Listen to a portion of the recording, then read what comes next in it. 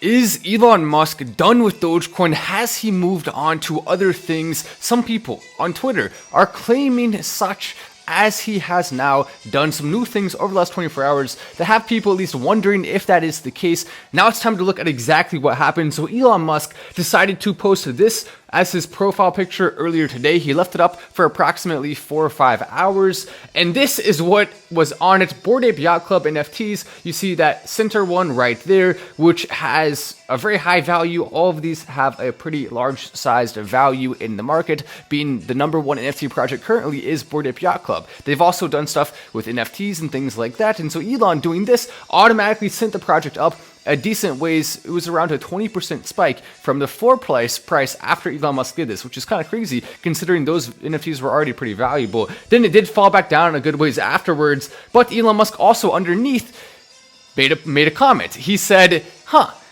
seems a little bit more fungible than people may have originally assumed. Let me go ahead and show you exactly what he said here. By the way, this is now his profile picture. It is a little boy holding up a rocket, which I think is pretty cool. But basically what he said is, I don't know, seems kind of fungible, right? As he did that. If you don't know what fungible is, basically that just means if it can be copied or not. And so basically non-fungible token means it can't be copied. No one can take it because it's on the blockchain, even though Elon was making fun of it in this regard by saying, actually, look, I can take it in a joking way. And so it was entertaining to watch that.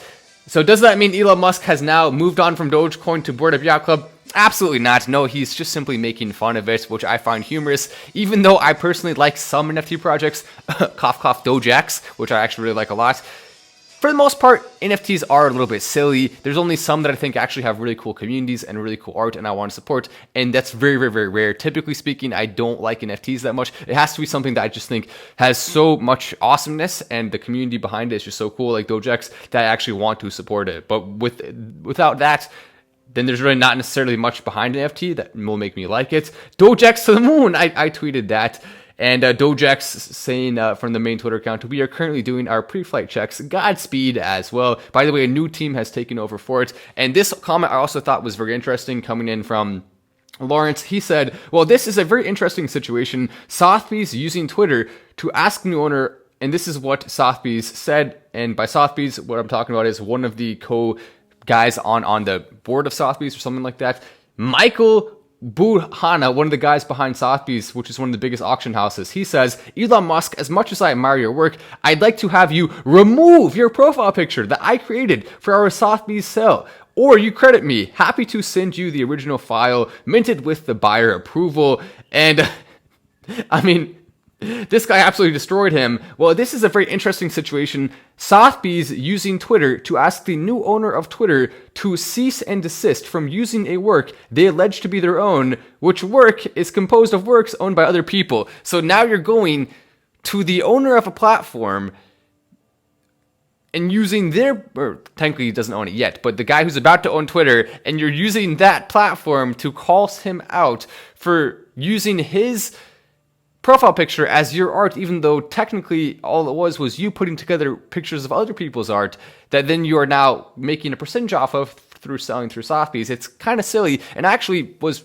not really the smartest move to make, because then Elon Musk quickly after that decided to take it down, and they could have actually seen more people learn about the project, more people learn about Sotheby's, and more people want to invest if they had not handled it that way. So kind of irresponsible of him on behalf of Sotheby's to do that. He actually hurt their case massively, and that did, not long after Elon Musk removed it, it did cause the price to fall right back down to around where it was. So it didn't actually do much along those lines, just a quick spike. But it's interesting to see Elon Musk coming in, and I mean, Elon Musk knew this was going to happen. He's not an idiot. He expected what happened to happen, and right now, I'm sure he's just thinking, that was a funny experiment. And he's right, it was a funny experiment. Good job pranking people a little bit, Elon Musk. Enjoyed seeing that. Bitcoin jumps to 40,000 after Fed Chair Powell rules out bigger rate hikes. So this right here is one of the biggest stories in terms of finance from the perspective of the United States.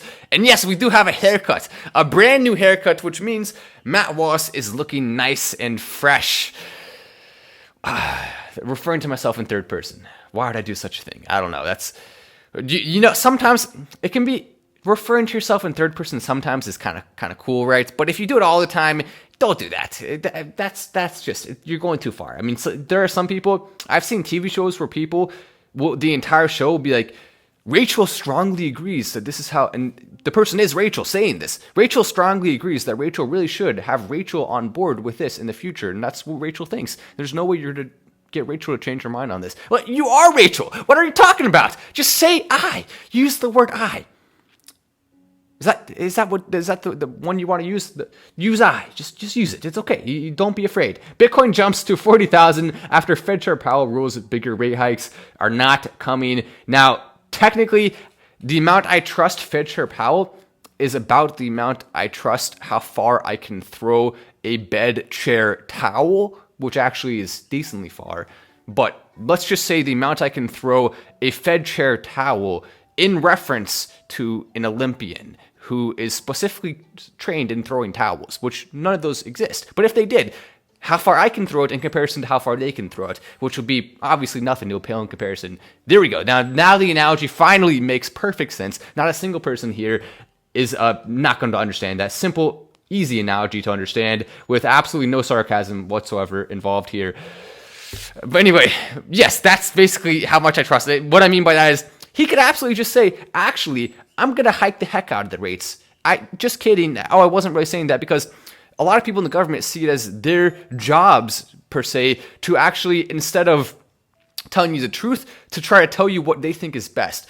So, for example, we've seen some government officials telling you how to deal with certain issues in the country, and they've specifically told you wrong things because they thought it was for the greater good. That happens a lot. There's kind of this complex of superiority that people who are in the government often feel, unfortunately. Let me go and turn on that so you can see my face a little bit more. But that's the way it is. And so Fed Chair Powell, he may either be really genuinely not planning to do more bigger rate hikes, or this may just be another example of him trying to calm people down, which is what he likely perceives part of his job to be, even though it shouldn't be the case because all it does is make people lose trust in you.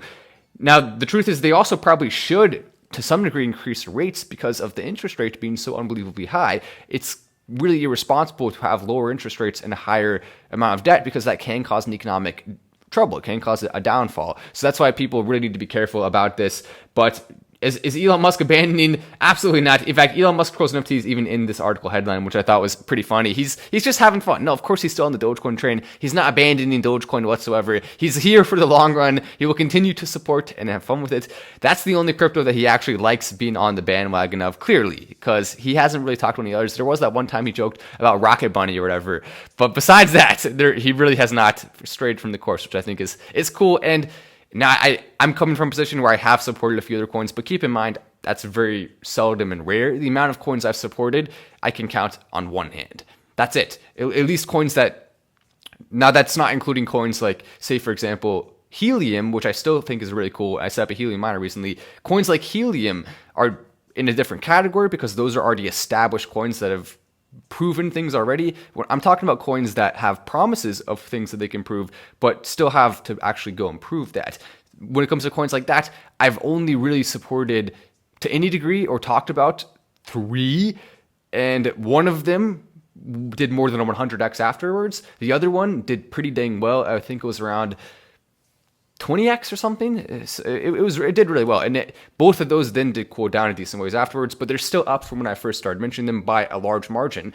Tking up like 3x from when I first mentioned it. Then you move on to other cryptos that I've talked about, and you have a very short list. So that's very important to me. I don't want to be talking about too many cryptos because we want to make sure our influence stays strong. If you are all the time coming on and blabbering about this coin, that coin, and just showing everywhere, your voice has no more value to it. And yes, there is a certain amount of process to this. As we make more research, as we do more research on this, we get better at making picks when it comes to cool cryptos. We also get more connected and find more people in the community and learn more about how we can actually see projects be more successful. And I want to personally play as much of a role as I can in anything that I am talking about to actually try to make it successful. And that's one way that we as a community can actually see bigger gains overall because we actually have connections. That's cool, right? Looking good, it says Patrick. I appreciate that. Yeah, we have the new hairstyle, trying to look nice and snazzy.